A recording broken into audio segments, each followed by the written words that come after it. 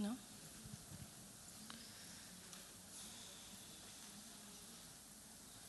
أول screen بس with our names and everything. Want to start? Okay. مساء الخير جميعاً. Good evening, everyone. I'd like to say that in French, but I'm going to embarrass myself, so I'm not. My name is Tala Saleh. I'll be moderating today's panel on social engagement's impact on cultural exchange.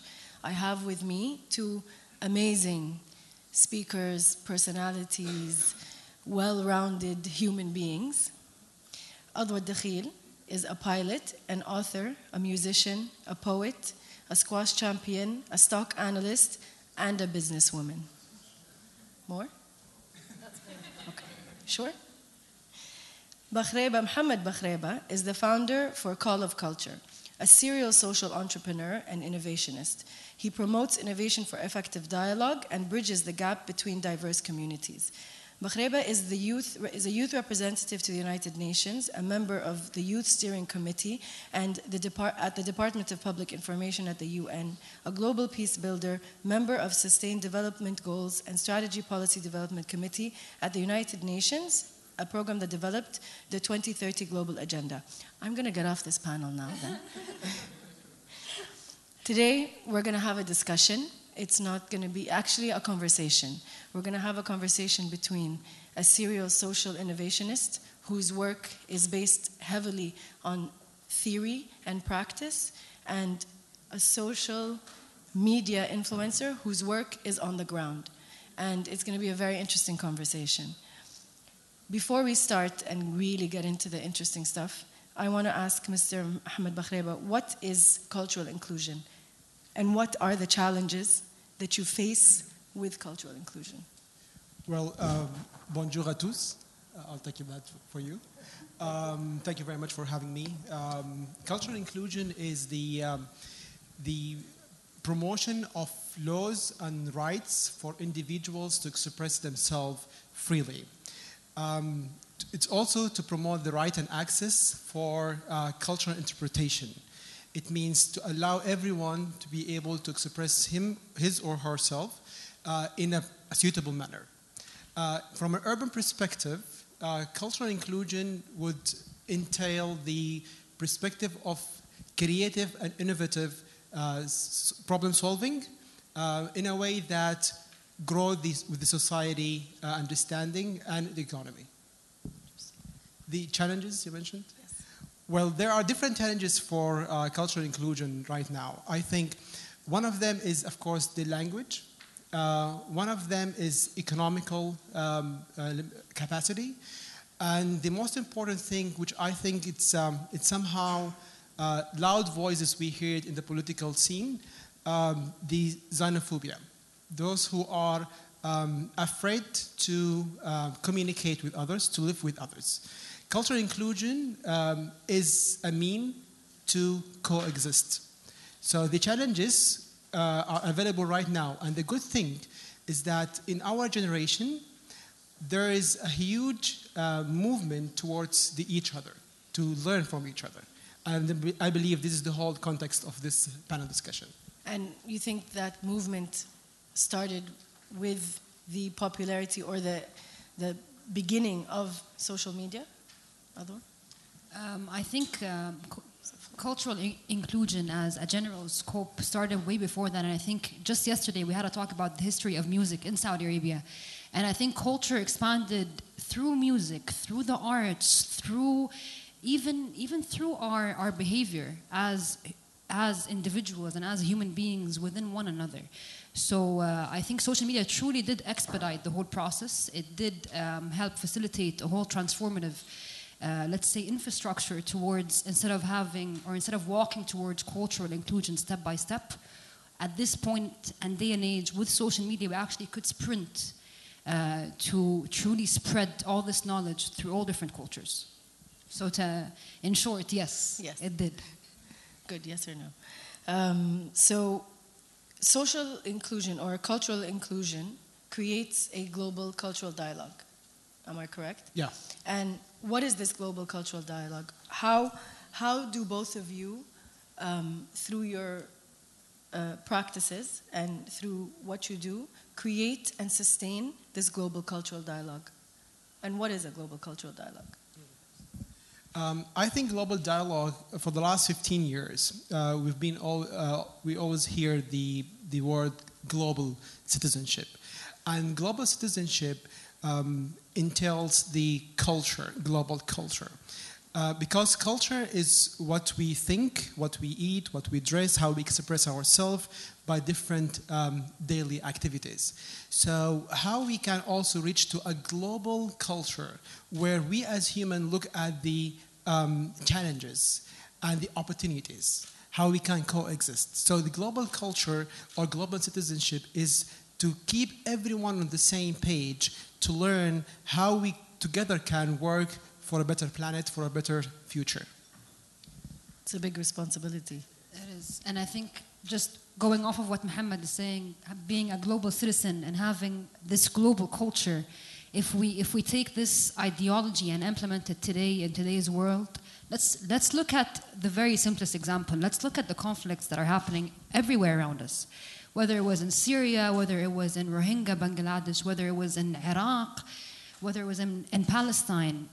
All of this, honestly speaking, if you go down to the root of it, you would realize all of this is just a matter of miscommunication at the simplest explanation of it. We could add a million other more complex explanations. We could say there are territories. We can add a million other more sophisticated terms and terminologies as well. But in the root of it, it is all just a matter of miscommunication.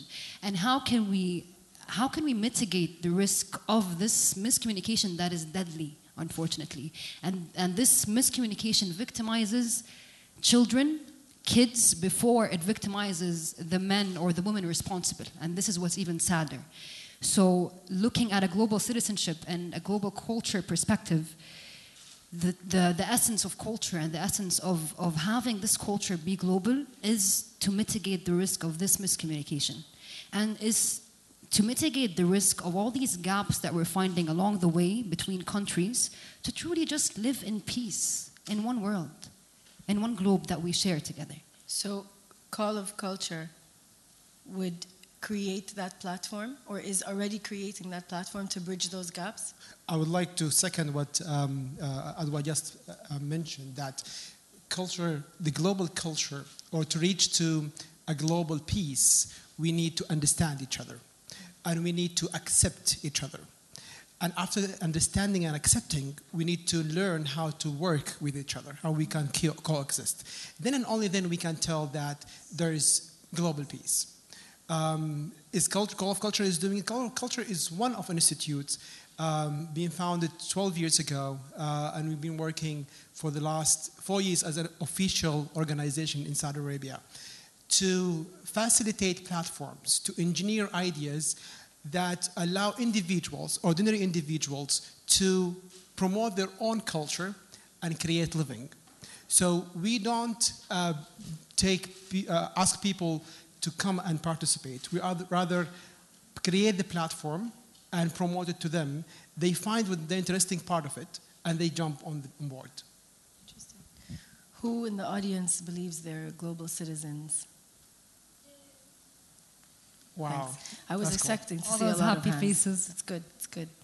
So all of us here today with the GCA, with Saudi Cultural Days, we all have a very big responsibility. And our responsibility today that we've been doing over when we traveled a few cities was this cultural exchange. Each one of us does it in their own personal way. The exhibition is doing it through art, music, and culture. You do it through social media, and you do it through your social platforms. This is a big responsibility for all of us. But what I'm curious to know is what triggered both of you to start how you started and the platforms that you started. Why you're an inspiration to more than 900,000 young Saudi generation online. You have connected countries through your platforms. What triggered this? Why? So social media, I think just before I tackle your question, let's look at the history of social media in Saudi Arabia. And if we go back, we would look at, it was almost 4 or 5, maximum 6 years ago when social media truly attacked our region. And We actually have an expert within the audience, Mr.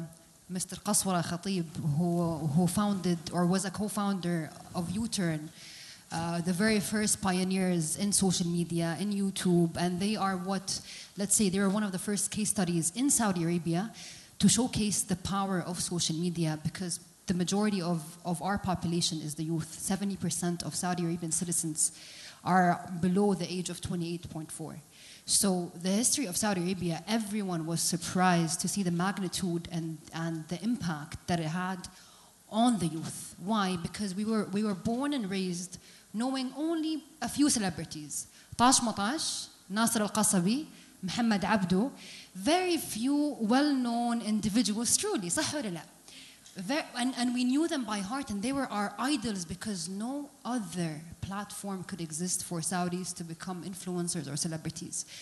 That being said, when social media arose in the scene, the reason why it was so impactful and the reason why you've seen the mass, instead of spending, let's say 2-3 hours on their social media platforms, in Saudi Arabia you see these numbers way over.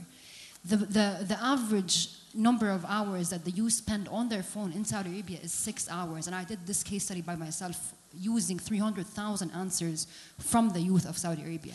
Whereas in Britain, the average number of hours the youth spend on their phone is 3 hours. In the US, it's 4 hours. And this is the lower average. 6 hours in Saudi Arabia is the lower average. That being said, I don't want to go much further than your question, but this is such an interesting topic because we've seen this and we have lived this.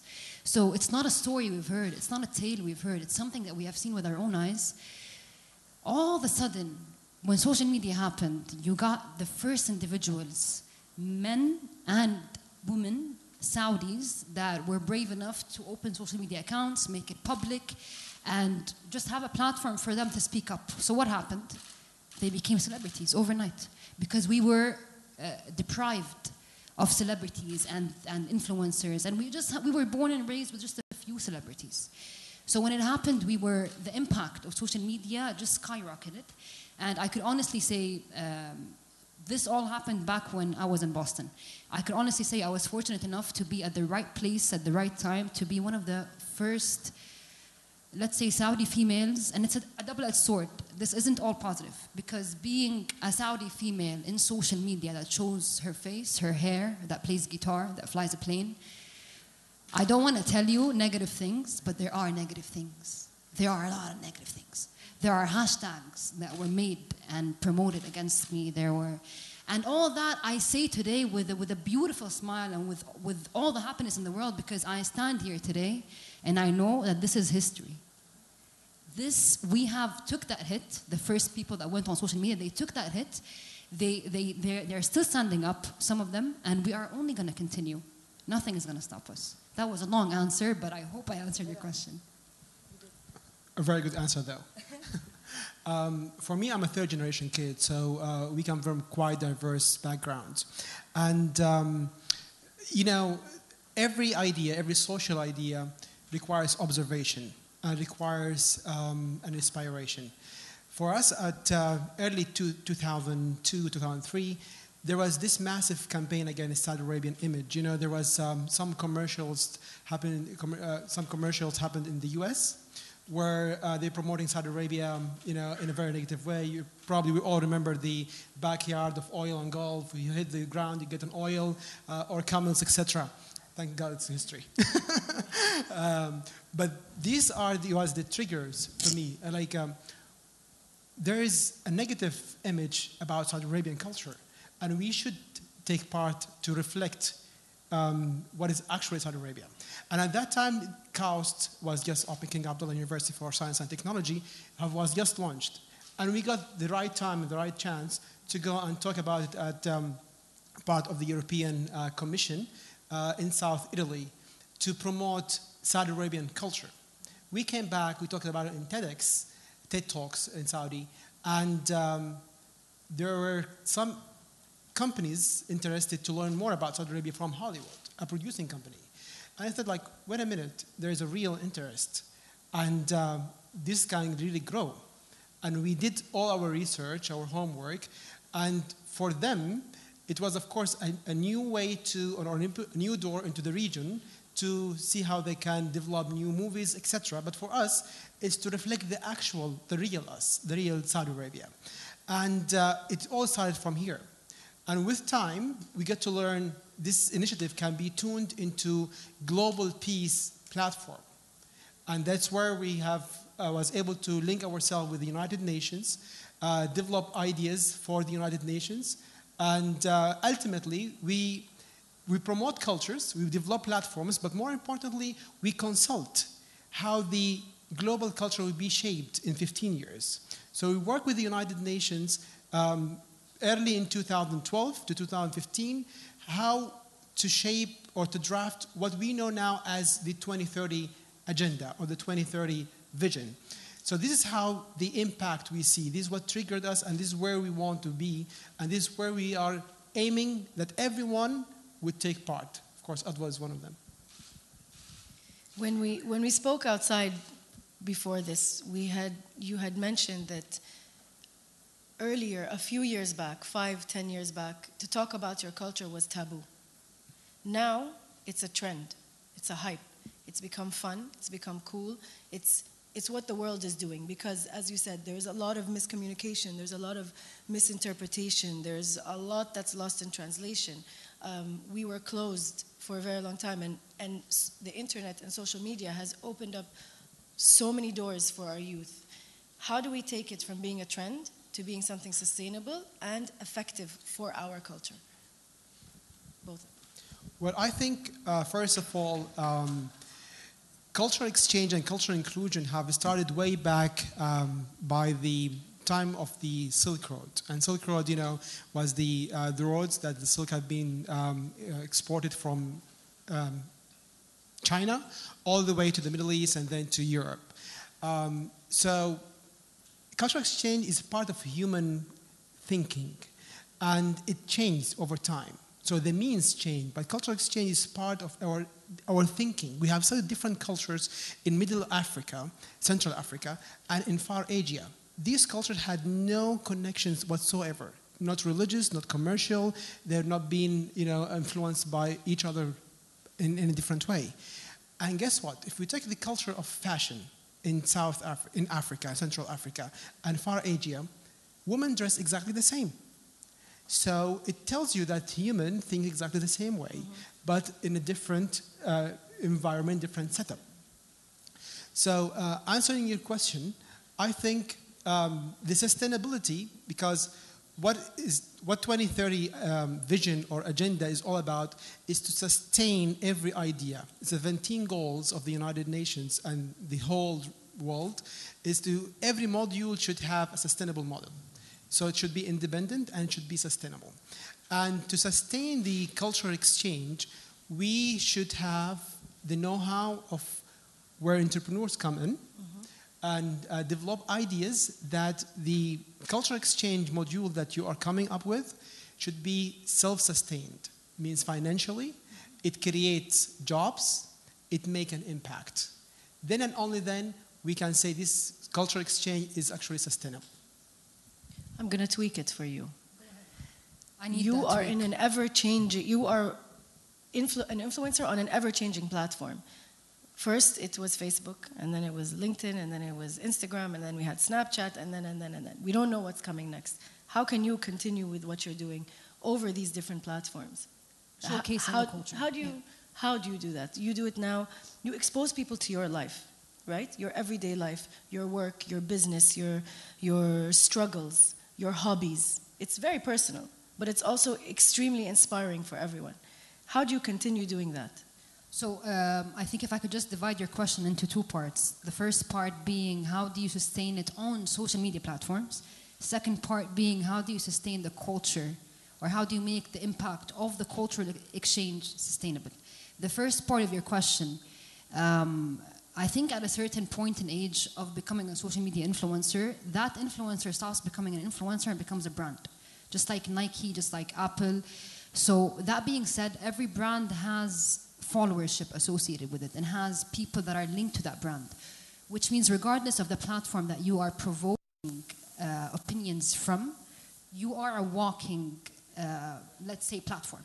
So if there was the next Snapchat, let's say, and let's say there were no Saudis that have account on that new platform. If that brand said, I'm opening an account in that platform, that followership would all come running. So this is one thing associated. Just like when Nike opens a new store, let's say in Japan, and I don't know why I said Japan, or in Paris. Because we are in Tokyo. I really don't know. But cultural exchange, right? Right? Subconscious. Look at that. SubhanAllah. It's connecting. So people will go to that Nike outlet because they are followers of Nike. So that part of the question being said, you like the Japan bit, right? Paris. I'm going to tweak that and say Paris. So the second part of your question is, how do we make the cultural impact exchange sustainable? This could be divided in a 50-50 spectrum. So 50%, you said the word hype and you said the word trend. It's because anyone who's from Saudi or has visited Saudi realize that a lot of the things that we follow are trends. They're hypes. At one point and age, there was the hype of cupcakes in Jeddah, believe it or not. And I swear to you, every single person, an entrepreneur, opened a cupcake shop. This is how we move. This is how we behave. We are a culture of trends. Did you open a cupcake shop? I wouldn't be surprised. Yeah, one of the films we're screening is about cupcakes. Yeah. Exactly. So we have a mentality, we're a culture. Beloved, we're a culture of hype. So how do we make sure that this hype of culture doesn't plateau and I think doesn't? It's more of a generation of hype. It is. It's not more of a generation, and it's a generational thing. Definitely, and it's reaching a point today. Thank God that it has truly been ingrained in us promoting our culture without even knowing it. Whereas before, you would need to consciously do it. It's a 50-50 responsibility between us as individuals, as walking ambassadors of Saudi Arabia. And the second 50% is the governmental role of making this sustainable. So how is this? Which is what Mohammed was But I think addressing. even more from a practical perspective, it's the governmental role of opening tourism to Saudi Arabia. There's a huge difference, Tala, between being here on stage and telling you guys what we have and between showing you what we have. And this, I think, is what's truly going to make it sustainable. It doesn't all lie on one end. It's a hierarchy that needs all players involved to be truly devoted to making this cultural exchange sustainable. Agreed. Wow, guys, that was intense. That was intense. Okay, my concern is this next generation. We are the voices, all of us, for the younger generation that's coming up. A generation that's, as you said, constantly connected, 6 hours of their day. That means they're in school for whatever hours, and then they come home, and those 6 hours that they're home, they're online, you know? So how do you protect this generation from all the negative that you've seen? How do you encourage them to be cultural ambassadors in a positive way? How do we get them to turn away from being a hype and being a trend and being cool and actually being who they are in a way where they start to create this cultural dialogue like we're doing right now? How do we get them to do that? How do you educate them via your platforms? How do you get the message across? Okay, so if we could just take the word yani culture, or let's say cultural exchange, and just divide it into humanity. Because at the end of the day, culture is expressing our humanity. So if I could just give you a real-life example of how we could use our platforms, whether it was social media, whether it was being here today and showcasing what we have. I was recently in Bangladesh. The number one biggest world crisis right now today is a place called Rohingya. It is in Bangladesh. And more than 750,000 refugees fled from the country of Myanmar because of religion, because they are Muslims, and Myanmar is majority of Buddhists.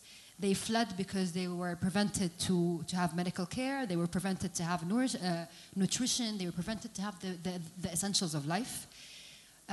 Kids and women and males and females, they died on their way to go to Bangladesh to seek this refugee status. Us seeing what's happening today in the world and having such a platform to showcase and to use, forget culture. And I know we're here for culture, but what is culture? It's humanity. Using such platforms, whether it was social media or whether it was just an individual effort to go and showcase the world, who are, by the way, the majority of the users of social media are a younger demographic, showcasing what's happening, how people are living, that they don't have a single bed to sleep in, that they barely even have clean water to drink. This, even if you can't take the person and have them experience this themselves, if they see it on the phone screen, this will impact their life. This will even if it just impacts them for 48 hours, I'm okay with that, because you know what? There will be a spiral effect inside. So it will take the first use of this platform, let's say, then the second, then the third, and then it will be ingrained in these followers' perspective or mentality, because they have seen it. And not everyone in Saudi could travel and see the world, but they could open their phone and they could see you traveling and visiting the world. So you've taken on that responsibility to be the person who allows them to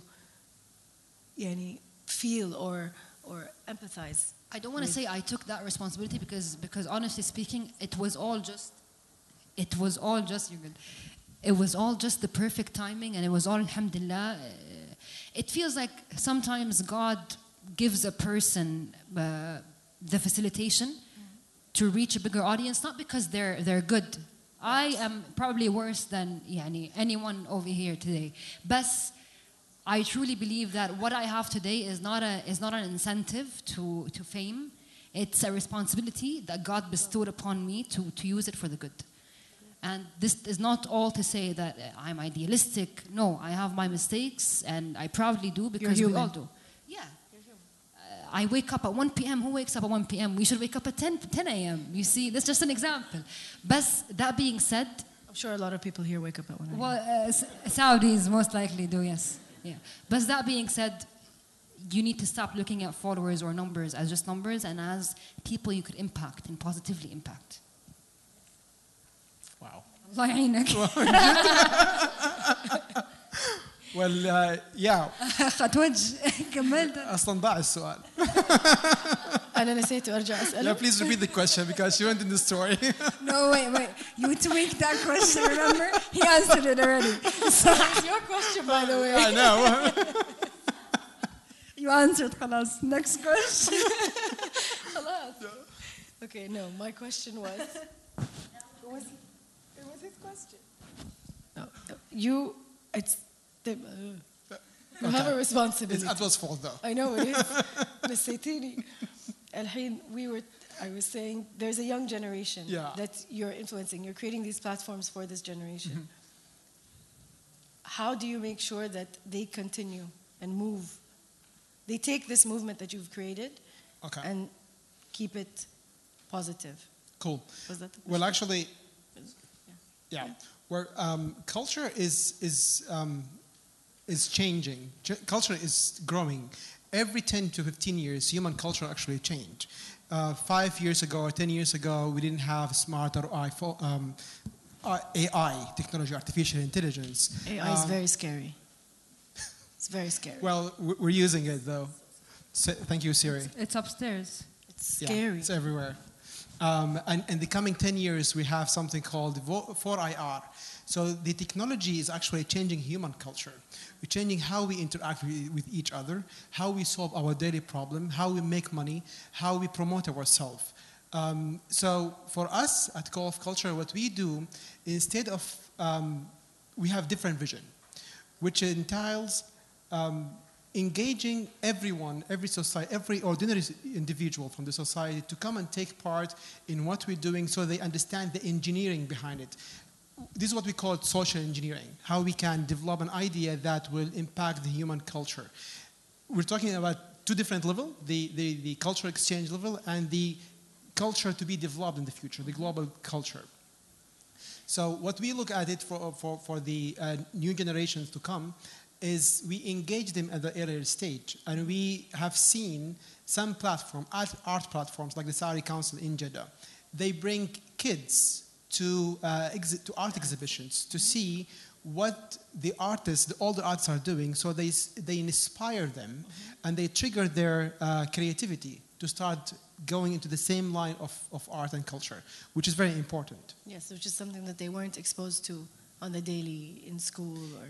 Absolutely. But I want to mention something, because Adwa is one successful example of celebrities, social media celebrities who reflect social responsibility and social acts. There are many social media and stars around the world who don't care about the environment, about poverty, about healthcare, etc. We do follow them. And sometimes, actually this is a proven study, we as ordinary individuals, we get affected by what we see on the TV. The fashion, the way we dress, the makeup, the food, we take photographs. So these guys, the celebrities, the stars, they have tremendous amount of responsibility towards their fans, towards the global changes happening. And I want to emphasize their role, and perhaps a question to Adwa, how we can bring more celebrities, social media celebrities or stars, to be more social aware and also help the community. Because if we have hundreds of thousands of role models all together focusing on what we know as 2030 agenda, the 17 goals, we can actually accelerate the process. Because 15 years, honestly, speaking, been working very closely at the MDGs for the United Nations and now the SDGs, it's not going to work in 15 years. I'm not pessimistic. I'm very optimistic. We can see that His Royal Highness Prince Mohammed bin Salman is doing a lot of work, a lot of progress. But I'm talking at the scale of the globe. Some countries are doing nothing. But if we are able to engage celebrities to promote good acts, we can accelerate and we can reach to better results. If I could just comment on that, and I'll just give you the sad reality, however, the hopeful reality of what we're seeing so far. So when social media first happened in Saudi Arabia 4 or 5 years ago, you could actually today look at accounts that have useless content.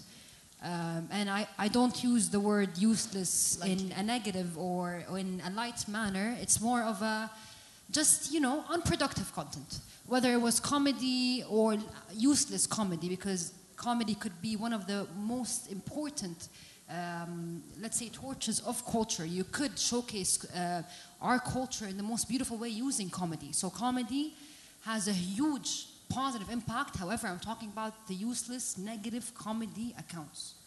So if you go and look at that, and you go and look at these accounts that have negative comments, that have negative content, look at the number of their followers. Yeah.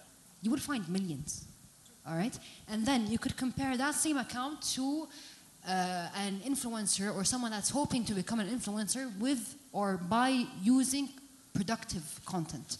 Whether it was summarizing books, whether it was summarizing history, productive content. How many followers would he have? Well, tens of thousands. Yeah. Tens of thousands. So if you look at the numbers, they speak louder than words. Absolutely. Today, anyone who wants fame, when they look at these numbers, they will say, I want to provide negative and useless content because I want followers. But how do we shift that? It's more of a me mentality. Exactly. So how do we change that me mentality? Exactly. So it's more than just enabling influencers. No, it's much bigger than that. It's engineering of the content. I think the content is very important. No, relevant content. You could engineer the content. However, you cannot find followers to come and follow you for that content. Don't think from the bottom up, think from the up down. This is what we need to do. We need to first, number one, instead of hitting it from the tip of the iceberg, let's go to the iceberg itself. What is the iceberg itself? It's the largest demographic. It's the followers of Saudi Arabia that want useless content. Okay, how do we shape that towards one thing? How do we get their attention? Useful? Exactly. How do we make them watch the useful content? How do you do that? How do you change? When we spoke earlier, you had mentioned about shifting their mentality or shifting the way of thinking in order to create this cultural dialogue. How do we create that shift with so much, let's say, junk or useless content that that's online now? I think there is different variables should go into the equation. First of them is, of course, the education. And perhaps this is very relevant because UNESCO is based in France. The education, the values of education should be tuned in a more global perspective. And we can see the changes happening in Saudi Arabia in the schools. The quality of education have been changed. But if we surround the individual with different inputs, because our brains are machines, so we get inputs from everywhere and then we get outputs. Our behavior are the outputs. So if we surround the individual with different variables, social media is the Silk Road nowadays, and have content that is including fun. Perhaps U-Turn have been doing a great job. So fun and important messages to shape the awareness, and then of course have cultural exploration through art, through fashion, through different edges of cultures. We can close the gap. It's not a very easy job. Sometimes it takes decades to change a generation mindset, but it's happening, and we can see it. You can see the young generation in Saudi Arabia right now, in our age, and the older generation. They're huge different in the way of thinking, the vision, and more importantly, their action. Now you find guys, youngsters who are very keen to travel, to make a change. They want to be independent. I want to drive. I want to do a lot of changes. So this is how things are progressing. Culture is variable. Culture do change.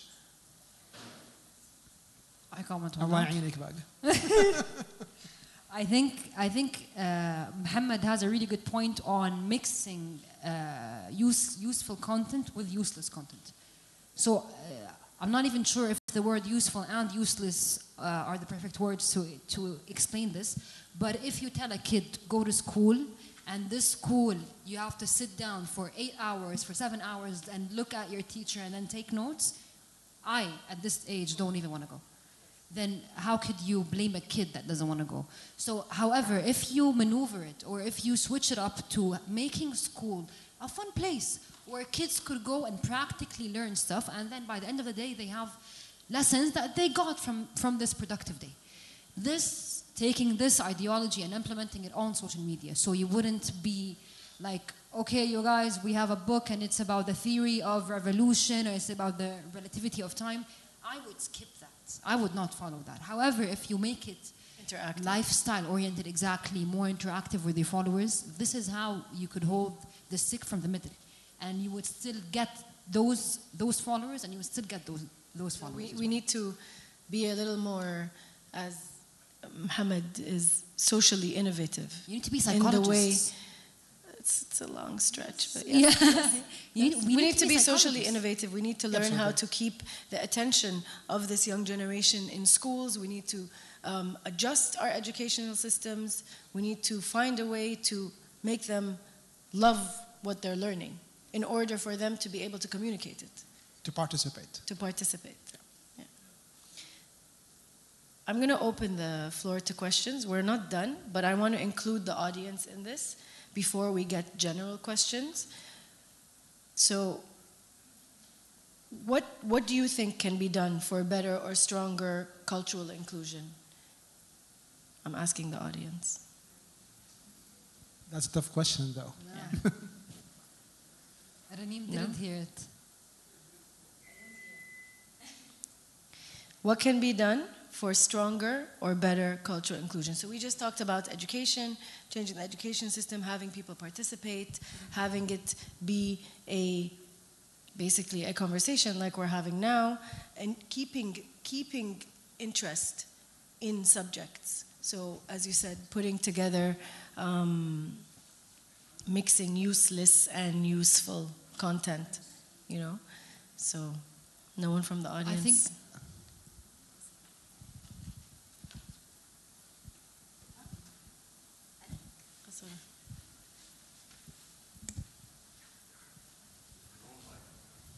Yeah, we do it this way here. Bismillah. I think there's a lot that can be done, and you've touched upon a lot of good points. But one point I'd like to make clear is time is a factor with all what we're saying. So Saudi is a young nation in terms of the change that we're going through. Yes, we've existed for so long, but all the change that we see now is, I don't know, a year, 2 years. In the last few months has been even more. In the last few weeks has been even more. So time is a factor. We can't expect that overnight everything would be changed and people's mindsets would change. I think the biggest challenge we have today is the mindset of the Saudi nation, if you will. And as if we know, I mean, most Saudis, if Saudis are here, would know that in there we have fragmentation. So we have, those extremists on both sides, and those are like the moderate in there. So changing the mindset, I would say, is crucial. And it needs to start with education. Now, I don't know how much is happening on the education front, but I think education is really an important and an integral element because they're still young, they're still fresh. You can instill the right ideas, you can instill the right cultures into them. I mean, we all know that, men and women don't go to school together, I don't know, in Ula Ibtidai, for instance. Now there has been a change, so Tat Ibtidai, they can. And those who studied outside understand that, whether we're here mixed, and we're all, human beings. There isn't that mindset, and this is like a female sitting next to me or in front of me. This takes time to change, but it has to start somewhere. And I think the starting point today is the education system. And I hope this is where, it starts. The second point would be like influencers like Albu and the others who are an inspiration, who are going ahead and trying to change the society. And it's really bad when I find people criticizing and fighting and attacking. If you will. So I just say something good to support. If you don't like what she says, just be quiet about it. Let her continue what she's doing and find somebody else who you aspire to. But we can't say there isn't one way to heaven. There's so many ways. The negative comments are the people. Those are the minds we need to target. Absolutely. That's the negativity we need to target. Absolutely. But mindsets are difficult to change. And that's why I said sometimes you can fight mindsets and try to change it, or start with a fresh slate. And I think a fresh slate are the young ones that if you instill this into them, that's the new mindset. It's a lot easier to build something from scratch rather than to demolish and rebuild on it. If I can ask you a question, can you keep the mic? Yeah, sure. So, okay, from your company, from U-Turn, if you could tell us from the experience when you guys first started, because we all remember the amount of barriers you guys had to break and the amount of negative comments that you guys had to take.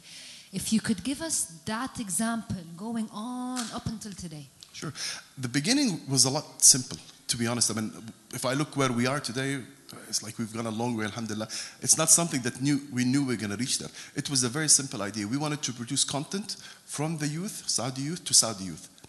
And we started with a couple of shows. We didn't expect they would get a hype. We didn't expect that there's something called influencers. Social media was still at its early stage. All what we wanted to do was create content, and that was the first step. So one step leads to the other. So the journey now, after 7 years, I can tell you, we've been through a lot, whereby we've been criticized. Whenever we do something good, people praise us. We've had our own share of mistakes. We've had, turbulence in the company, financial situation. You get off the grid for a while, and people start hammering you. You suck, and we hate your content, and go to hell, U-turn. And it's that hatred messages sometimes. Attacking. I know. It's so negative, and it hurts. Although you try to close your ears, although you try to keep on going, but sometimes all what you need to do is get some reassurances where somebody comes and says, thank you for what you're doing. And you have to understand, when we started, there was nothing. So for somebody to start from scratch, trying to figure out which way to go, we're in the middle of nowhere. Do you go right? Do you go left? Do we focus on YouTube? Do we tap into other platforms? Do we sign the influencers, or do we make them partners? Do we do this kind of content or that? We didn't know anything. But what we believed is you got to start working and the road would appear. So we started walking, we started realizing now we have accumulated lots of knowledge that enables us to continue moving forward and not repeat mistakes that we've done before. But people don't see this. People see the actual product that goes in the end, and that's where they make the judgment. Instead of making that judgment, go ahead and try to do something. I think that's the message I tell anybody who criticizes. I say, thanks for the criticism. But try to go out and do something, and then let's talk rather than just criticizing others. I think Mashah al-Ishmamti, when she was here yesterday, she was saying, if you don't have a job for what you want to do, create one. I think U-Turn did exactly that. MashaAllah. You guys started when there was no one غير, I think, Tilfaz. And we started قبل 6 شهور. Exactly. Sorry. To be clear, 2000. Precisely. This is off record. No Other one's friends, counting. يعني والنعم فيهم, I love them so much. يعني I was talking to Ala this morning. يعني.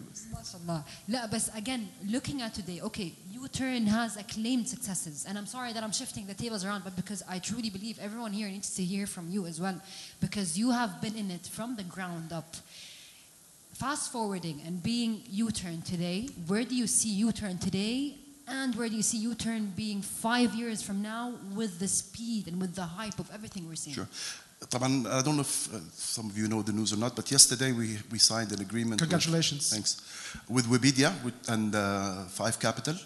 So we've raised our fund, basically, alhamdulillah, finally. So we've been working on it for a year and a half now. But now we're partnering with Webedia, which is a French digital company, for us to be able to tap into global resources and understanding and building an infrastructure. I think in Saudi we do an amazing job at creating content because it's a talent. However, when it comes to digital infrastructure in terms of tools and in terms of technology, whether it's the analytics or the big data or the content management system, we don't have that because schools don't teach it and we don't have companies. So partnering with a company like Webedia to be able to transfer the knowledge of their 10 years of existence and being the leader in digital media, because they started as digital first, just like us, not publications, MBC and the others. So that knowledge is what we really need, and we've partnered with them for a good deal to transfer and pass on that knowledge. Where we see the future is we want to be a platform eventually for content creation. I would say it's the Netflix for short form content. This is how I see it today. I hope we achieve that, but most importantly, whether we achieve it as a platform or not from a technical perspective, is we are a place where we want to do an accelerator. We're setting an accelerator to help all young content creators be able to realize their dream of creating amazing content, and we support them in that journey. I'm opening a business incubator accelerator in Riyadh. We should really talk after this definitely. talk. Sure. Look at this. Business is happening. Thank you, Absolutely. Yeah. Thank you, Tokyo. Thank you, Paris. No, yeah. I'm sorry. You want to say something? I can Go ahead, please. Great. Thank you so much for the big talk, actually. This is really amazing. And just to elaborate on this one, it's like, I think part of the, let's say, of the contribution that U-Turn and other, let's say, young, very ambitious companies like this, working on the content, they have a big influence on when it comes to culture, when it comes to art. That's a big thing. But that will not be enough when we go and the challenge that changing a mindset, this is really critical. I want to go back to what Tala said about like, how can we actually motivate the community to do something related to culture, to engage them. I'm just raising like a thought. It's like if we are saying about the individuals, I will be wearing their hat. What in it for me? That's one point. Are we going to create an incentive for them? Do we have to create an incentive for them? That's one part. Or is it like they have to do it? This is one side. On the other side, even if we do that right, how can actually make sure the sustainability on the other side? These two things for the long run, because that will go back to the mindset change. Otherwise, there will be like small steps, but we really need to make huge steps, especially like in a country in Saudi. We know that we are all like, we used to be very conservative, closed, especially in very basic things by nature, women and men and all these, basic things. But moving forward, this is like two major change in Saudi. That's what I want to just collaborate and thank you so much really for the big talk, Qasra.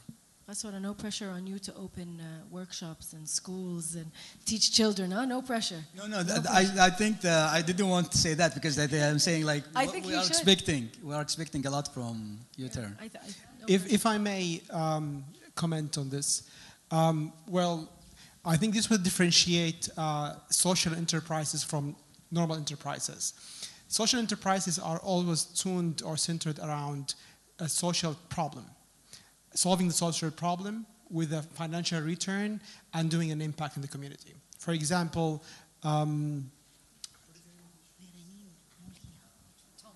Tom's Shoes. Tom's Shoes, for instance, they solve a problem of kids, and also they made money. Call of Culture, for example, also have developed a platform where people can actually promote their own culture and make money. So ultimately, yes, I understand an ordinary individual who have some social obligations, they need to create, they need to see an intensive, what's in it for me. And here perhaps the financial rewards, if they think that, okay, this job I will be doing it and I'll make money. And it's fun and it helps the global community. So it's not only you, so the circle is getting larger every time. So it's not only you and your family, it's the community, and more forward is the entire world. So this is what we want to promote for people. You can do a global perspective just like U-Turn, and I'm very glad to see international trends going on or collaboration. So we start small and then we grow. But the impact you do, even when you go to school or you do your ordinary job, accounting or whatsoever, you actually impact the local community, the local economy. And the local economy ultimately impact the international economy. So this is the kind of messages that we want to convey to everyone around the world so they understand that your part as an individual does not stop at your family or at your stop door. It goes all the way to the entire community, to the entire world. Honestly, I was going to end with a question about a healthy society and promotion of peace. But I think as this conversation has gone, I think the main advancing in intercultural dialogue, I think as we mentioned, starts with education, and promotion of peace is the understanding and the communication of your cultures to be accepting and open to other cultures. So I think if perhaps we can say that advancing in intercultural dialogue in healthier societies, in the promotion of peace, is through giving this youth, this young, very young generation that's constantly connected, a platform to understand each other, and education that's accepting of others, and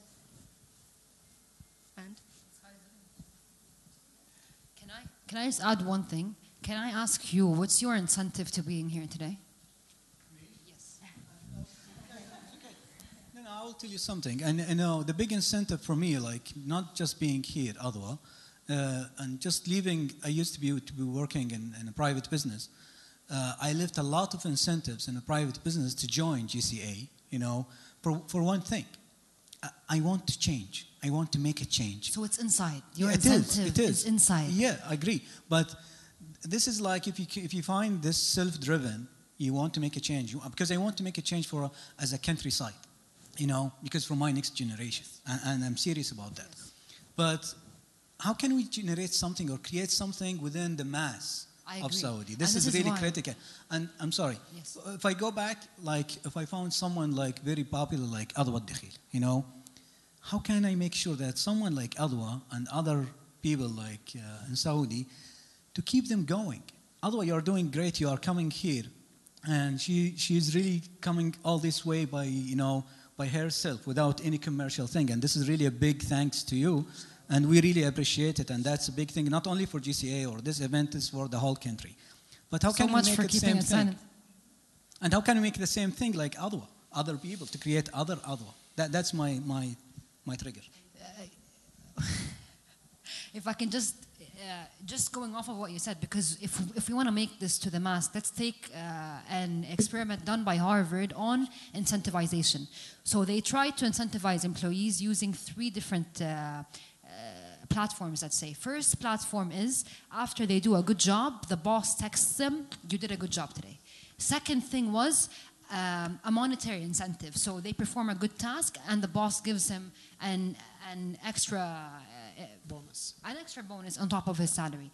Third thing was, and this was so interesting, is they send a pizza to their house with their family, so that when the wife opens the door, she sees the pizza man, and she figures out that this pizza is because her husband did a good job at work and it was sent by his boss. So he feels recognized in front of him, in front of his family and household, and he gets to brag in front of his kids that he did a good job and here's our dinner today. So if we duplicate this psychological experiment to our culture, to make it to the mass, and this is why I asked you, what's your incentive to being with the GCA or with, or today here with us as well? It's rooted inside. It's not monetary compensation. It's actual pride. Being prideful of your culture so much that you want to travel the world with no compensation to just showcase it. And I think if we just enroot that through education, it's a done deal. Our culture is global. It's a done deal. Inshallah, ya Rabbi, it is.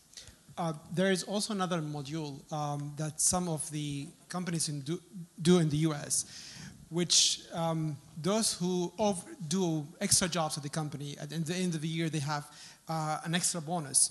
So they give them a chance to buy stocks from the company. So you can actually be an owner or a stockholder in the company. So this is another intensive. There's, it depends how you envision the intensities that you want to put for people, the chances you want to create for people. And the more you have creative partnership with different partners, including your own employees, your own society, you will grow. So in the end, it comes back down to inclusion. Absolutely. Inclusion, recognition, hope, all those nice, lovely, fluffy words, right? Absolutely. Why not? Question? I have a comment. Just tapping on what Adwa said earlier about the bottom-top and the top-bottom approach, and I feel like, and what Qaswar was saying about education, I feel like just out of expertise within the art sector, that's one of the pillars of the cultural sector in general, raising art, or studying art appreciation, I feel like in the country, through that we started to see a bit of change and awareness that's being raised, and I feel like tapping into history, like what you said about music history, I feel like we ourselves within our own culture are a little bit ignorant of what the history of it is. And I always say that we as a country or as the people of Saudi are the best at finding alternative solutions for things. And I feel like given that looking at the education of culture, or actually enlightenment of culture, of our own culture, is, I feel like, the first step towards making culture the trend and then thinking of sustaining it. But without us actually being aware of what our culture itself holds, keeps us ignorant of our own, like what's the gems that's hidden beneath that surface that we all think, oh, the culture of Saudi Arabia or the music that we hear. And up until yesterday, I wasn't aware of the history of our music. And thanks for, Fadl for giving his lecture.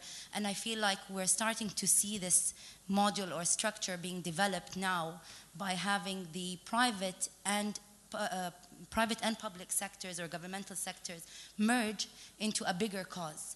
And I feel like maybe we're already on that path.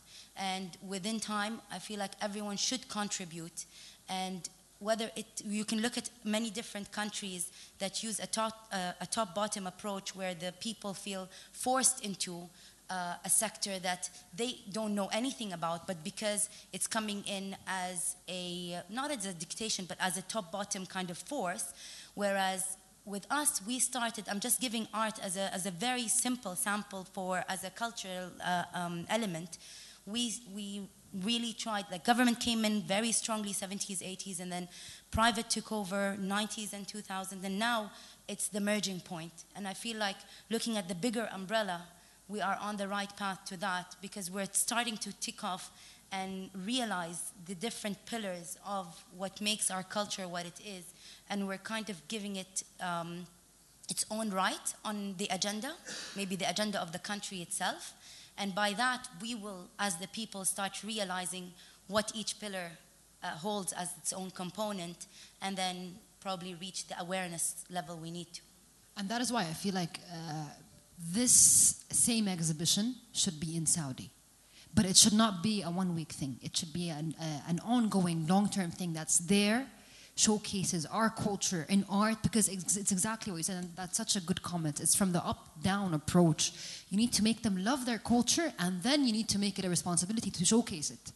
So such an exhibition we need in Saudi, and I'm gonna leave that up to the GCA and up to you, Ranim. No pressure, but حقيقي we need that. Sorry, I have a comment as well. I'm Hanuf Al-Hudhan. And I agree with Adwa. I believe that it is our duty to elevate cultural consumption in Saudi Arabia. I believe it should be part of our daily lives, just like drinking water, eating food. We should be able to identify our own identity through the aesthetics as well, because it reflects our identity. And it's ever changing and ever evolving. And the more we evolve and the more we grow, it reflects in our work, in our identity, in our message. And that pertains to the vision as well. So I agree with you, and let's all participate in elevating the cultural consumption in Saudi. I want to add something. Yes. Hello, I'm just a simple artist here listening to a wonderful, dynamic conversation. Artist. But I just want to just sort of emphasize what Ranim had said is absolutely important, extremely important, because don't forget, at the end of the day, you can look for catalysts here, left, right, and center, but art and the impact of art on society is very powerful, because it can affect all the facets of your life, from even economy, even health, so it is education that we start with, and that is extremely important. And if art is given the right dose and more of it, it will help a lot, because just don't forget, no one drew in Saudi Arabia after kindergarten. Am I correct? Nobody drew. Hadana, kindergarten, you drew. Elementary, no more. سادس ابتدائي. So, exactly. So, there you go. Art, if anybody takes a piece of paper and starts doing art, it helps his mental health. If you put it in neighborhoods, it improves and develops neighborhoods and communities and their goals. In fact, even if you put it in schools, it helps improve performance, academic performance. And on top of it, which is the most important, is building social capital. Art builds it. And building social capital is extremely important. If you're able to build social capital, then it is much more important than any gold or oil or any of the country's resource. It's the social capital, it's your resource. And art tremendously helps develop that. It's a catalyst, art. Bravo. Thank you, Ranim. Thank you.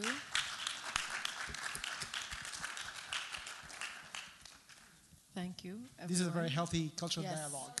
I think we're all going to leave with very large responsibilities that I think we are all very, very, very capable of doing.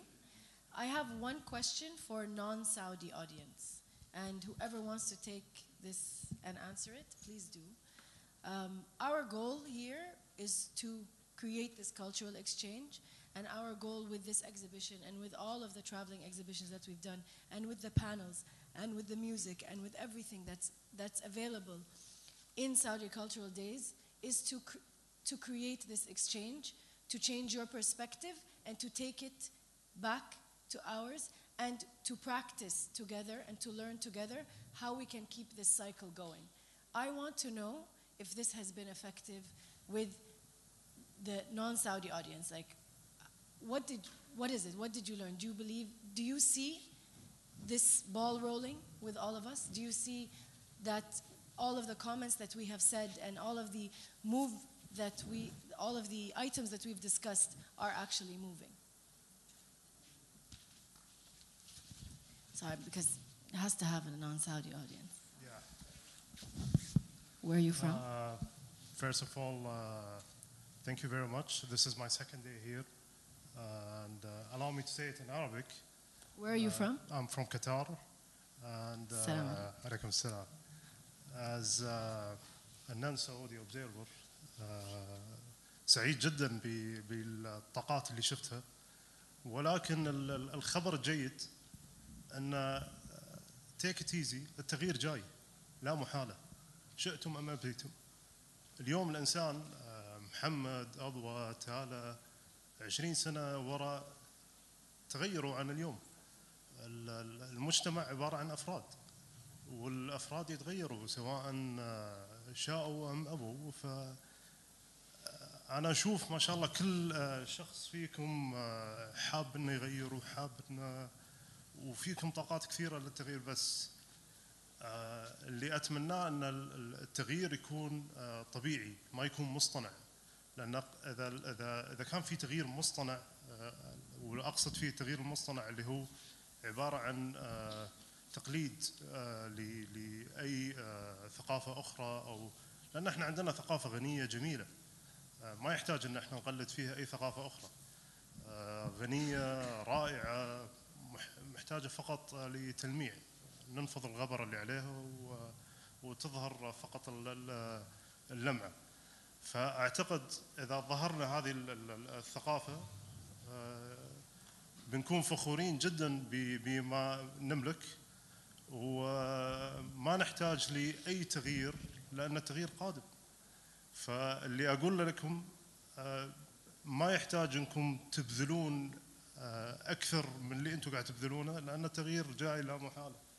فشكرا جزيلا، وأنا جدا بصراحة ممتن للي شفته أمس واليوم، وإذا كان مش عارف إذا في بكرة أيضا بكون موجود أيضا بكرة، وشكرا جزيلا.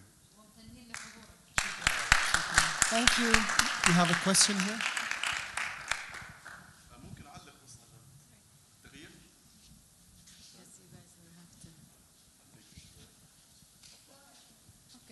My English is not that perfect, but I'm going to try to mix between Arabic and English. Okay, in Arabic. My Arabic is not that good. So you can mix whatever language you want. Well, I really loved what you said about the two cultures that are far from each other, but they have something in common.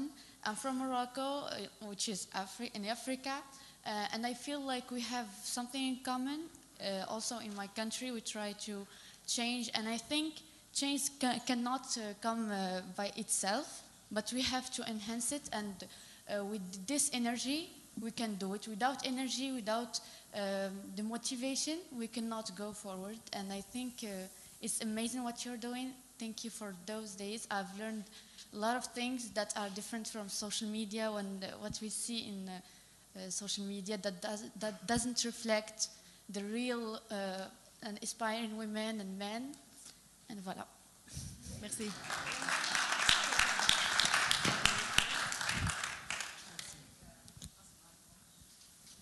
السلام عليكم.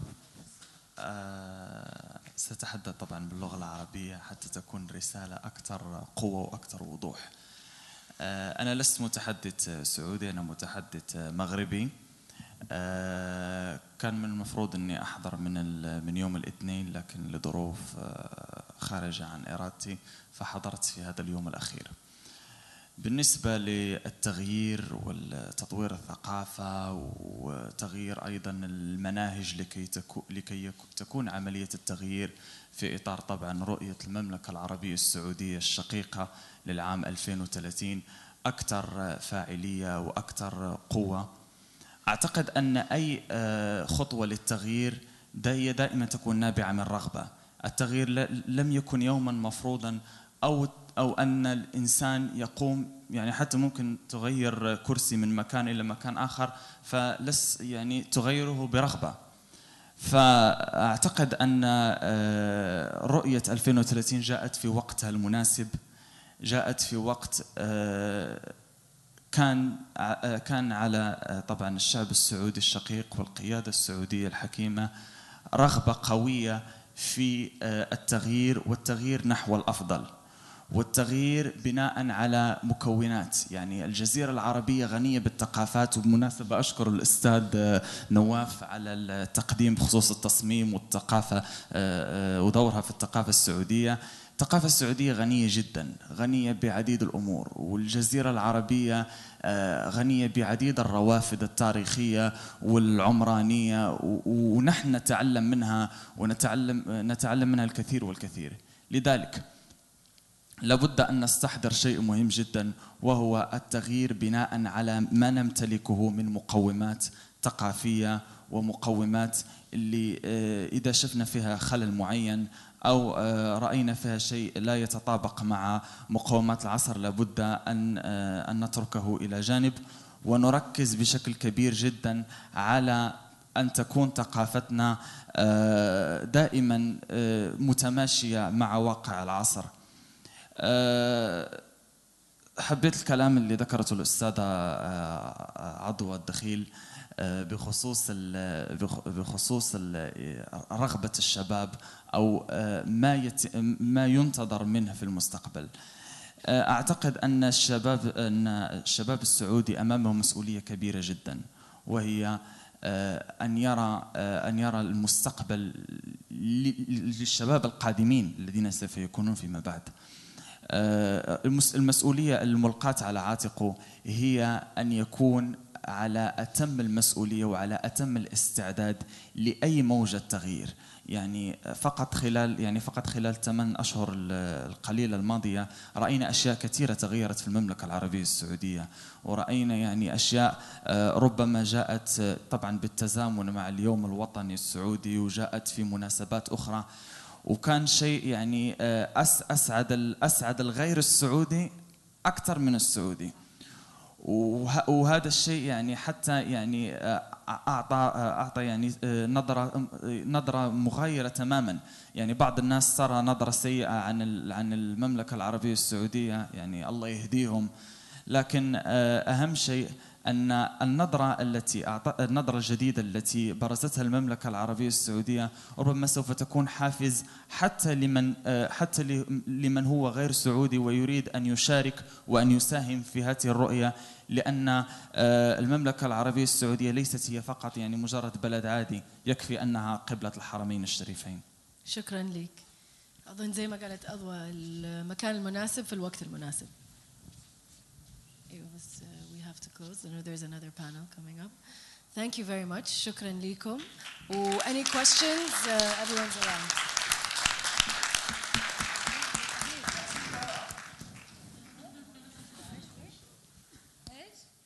هنكمل بس في بانل ثاني ولا انطردنا؟